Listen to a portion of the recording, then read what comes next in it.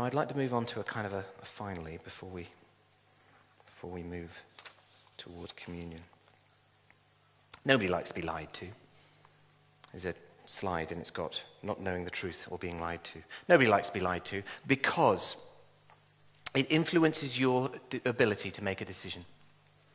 If you are lied to, or if you lie to somebody, you strip them of their freedom in that circumstance, and you plant in them a false sense of reality by which they have to make decisions by. If you were coming to me for an operation and I lied to you about how easy it was and what went on and everything else, you would be signing a consent form based on a false reality, not a true reality, and you'd be very upset with me afterwards.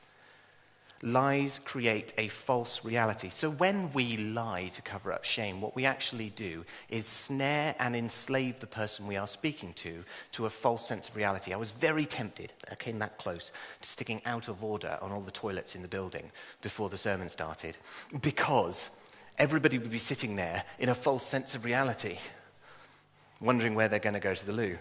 But I didn't do it to you, because I didn't want to be too cruel. But I do have it printed upstairs, so maybe another day, hey? They take your freedoms.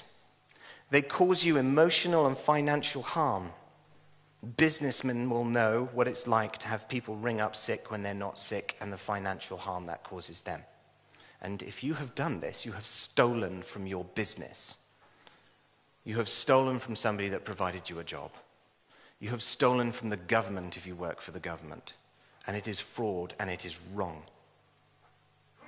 It destroys trusting relationships. Those who have been caught in a lie when they've been in a relationship will know the damage it caused to that lie.